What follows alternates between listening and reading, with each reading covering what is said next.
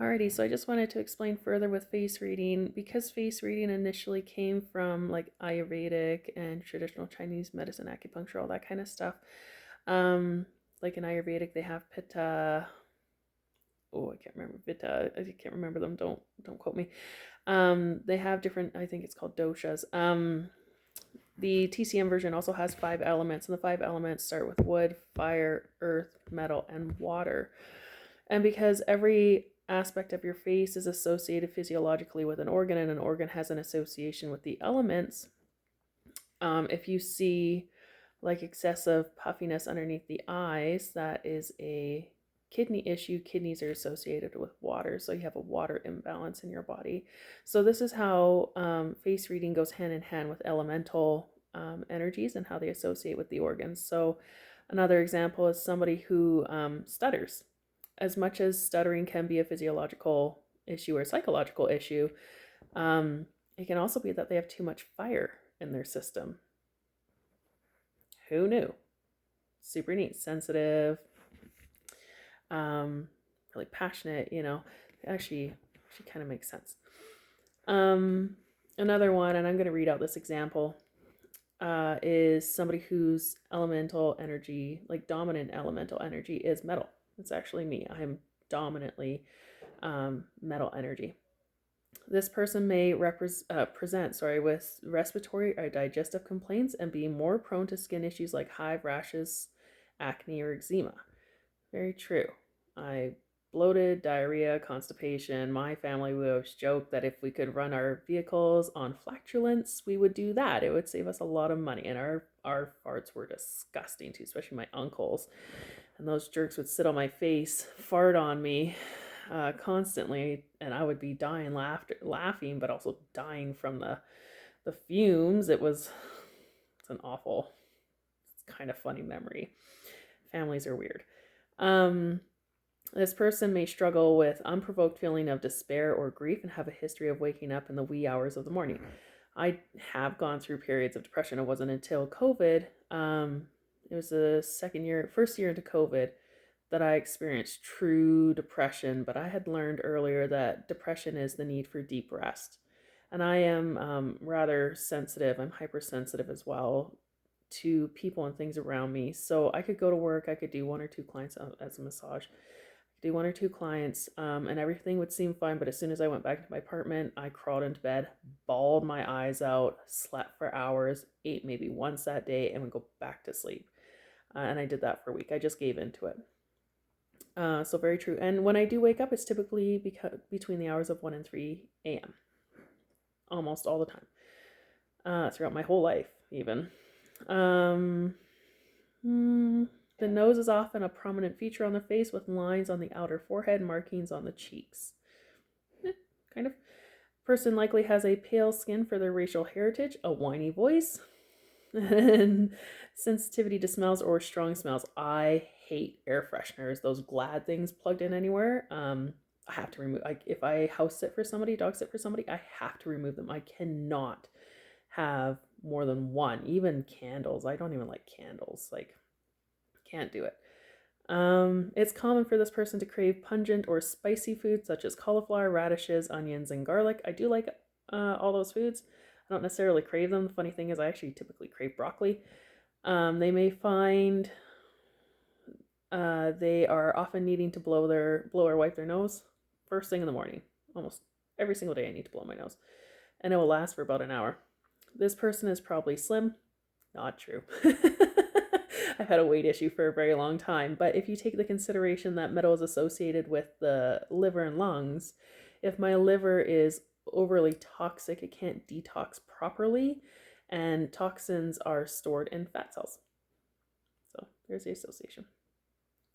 Even with some extra weight, they will have thin wrists and ankles. Like, I don't have a lot of swelling or anything around my wrists or ankles.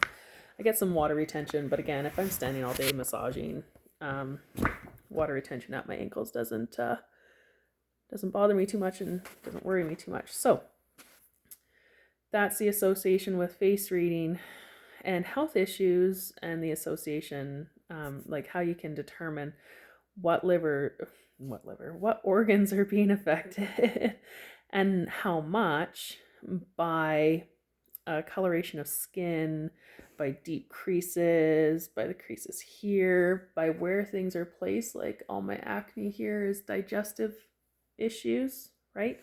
Which makes sense because I haven't been eating the best, but what can you do? I'm also getting close to my cycle, so that's another reason for breaking out around here. And here, right here is hormones and uterus. So it's really cool to piece it all together. You can read a lot on somebody's face, their personality, how their organs are functioning, and whether they have too much of one element or not. I had friends come in and see me recently, and I saw that both of them had rashy redness here and rosiness in their cheeks. So they have excessive heat with dampness, which causes yeast. And yeast is opportunistic, so I don't know what's causing their yeast because I know they eat relatively healthy. But yeast is opportunistic. So yeast tells you there's an issue going on in their immune system. There shouldn't be an overgrowth of yeast, but I could see it right here. And their falling lines around their mouth, which this is stomach, that's small intestines. And then if you want to associate the organs around that, right? So they had inflammation and yeast present. So it's really cool what you can see on people's faces. You can even see their emotions of like, if you have sunken in cheeks, that's the emotion of despair.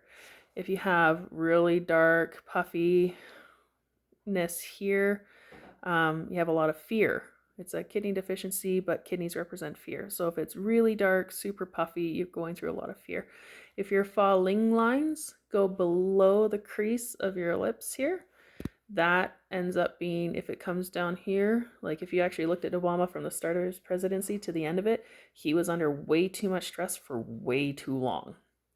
But if your lines are developed, they should start in your like mid-20s. If you don't have falling lines by the time you're 30, you're not serving humanity, and you don't have a spiritual purpose. You don't have your purpose. So you should have nice defined falling lines. And because of that, and because of the man I learned this from, who's deeply spiritual, never get them Botoxed. Don't do that. I just learned this morning that my bump, I found a picture on Google saying that the location of my mole is low self-esteem and short of money. And if that's the case, I'm going to get that thing chopped off. I have suffered from low self-esteem for a long time, and I always do seem to be short of money. I don't know what the cause is. I still pay my bills, but it's not where I want it to be. And I've said my whole life that as long as this suited my face, I would keep it. But it may sound silly, but if it is impacting my ability to grow my financial success and it's hampering my self-esteem, I'm cutting it out. Just the way it is. I quite like my mole. I don't mind it at all. When Austin Powers was popular back in the day in middle school, I had a kid, Nick, he'd look at my face and go, "Molly, Molly, Molly, Molly, Molly, Molly." And laugh about it. Didn't bother me that much then. If the image and the location and its description is correct, I'm going to get that chopped off. And I'd be curious to see if it grew back, for one, if it never grew back, and if my self-esteem and my financial success grew. It'd be super cool to see. I have a friend who's going for surgery on Monday, and I'm very curious to see if her face changes afterwards because she's having something removed. So I'm curious to see how it will show up on her face. So my very long-winded way of saying that your emotions, your health, and the elements associated with those organs are all visible on your face. A really, really, really good practitioner can see it all without getting you to do any kind of questionnaire. So just look at your face and that's the problem. This is likely the cause. This is what we need to do. Super, super cool. Let me know what you see in your face and what you think it means. And if you want the elemental questionnaire, DM me and I can send it to you in an email.